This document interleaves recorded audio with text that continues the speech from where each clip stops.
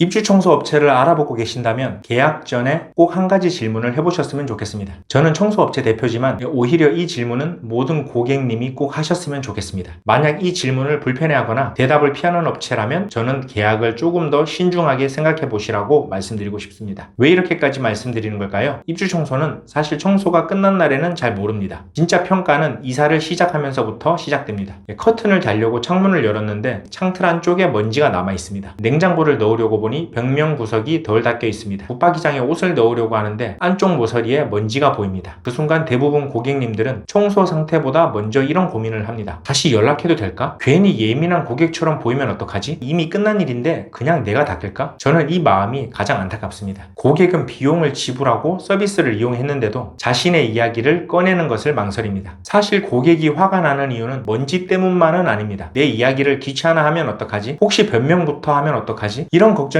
더 큰 불만으로 이어지는 경우를 많이 봤습니다. 그래서 저는 입주 청소 업체를 알아보실 때 가격보다 먼저 이 질문을 해보시라고 말씀드립니다. 혹시 청소가 끝난 뒤 제가 부족한 부분을 발견하면 어떻게 처리하시나요? 이 질문이 가장 중요한 이유는 답이 정해져 있어서가 아닙니다. 저는 답변보다 답하는 태도를 보셨으면 합니다. 질문을 끝까지 듣는지, 구체적으로 설명하는지, 책임 범위를 명확하게 이야기하는지, 아니면 걱정하지 마세요 라는 말만 반복하는지, 생각보다 많은 것이 이 짧은 대화 안에 드러나거든요. 청소는 사람이 하는 일입니다. 수백 번, 수천 번의 현장을 경험해도 예상하지 못한 상황이 물론 발생할 수 있고요. 그래서 저는 완벽하게 해드립니다 라는 말보다 문제가 생겼을 때 어떻게 대응하는지를 설명하는 업체가 더 믿음이 가고 저희도 그렇게 하려고 노력하고 있습니다. 물론 저희도 현장에서 부족한 부분을 말씀해 주시는 고객님들이 계세요. 그럴 때 저희 팀에서 가장 먼저 이야기하는 것이 있습니다. 변명부터 하지 말자. 먼저 고객님의 이야기를 끝까지 듣고 직접 확인하고 부족한 부분이 있다면 그 부분까지 마무리하는 것이 청소의 마지막 과정이라고 생각하기 때문입니다. 저는 청소를 오래 하면서 한 가지를 배웠습니다. 고객은 작은 먼지 하나 때문에 회사를 다시 찾는 것이 아닙니다. 내 이야기를 진심으로 들어줬다. 문제를 피하지 않았다. 끝까지 책임 있게 마무리해줬다. 이런 경험 때문에 같은 업체를 다시 찾게 된다고 생각합니다. 그래서 저희 팀들은 현장을 마무리하기 전에 항상 같은 질문을 합니다. 만약에 이 집이 우리 가족이 들어갈 집이라면 정말 이 상태로 돌아갈 수 있을까? 이 질문 하나가 작업 기준을 바꿉니다. 창틀을 한 번 더 열어보게 하고 수납장을 다시 한번 확인하게 만들고 욕실 배수구와 환풍구까지 한 번 더 살펴보게 만듭니다. 그리고 혹시라도 고객님이 생활을 시작한 뒤 부족한 부분을 말씀해 주시면 그 이야기를 먼저 듣는 것이 맞다고 생각합니다. 입주 청소는 걸레질을 잘하는 업체를 찾는 것이 아닙니다. 새로운 집에서 마음 편하게 시작할 수 있도록 도와주는 업체를 찾는 일입니다. 그래서 저는 오늘 이 질문 하나만은 꼭 기억하셨으면 좋겠습니다. 청소가 끝난 뒤 제가 부족한 부분을 발견하면 어떻게 처리하시나요? 그리고 대답보다 더 중요한 것은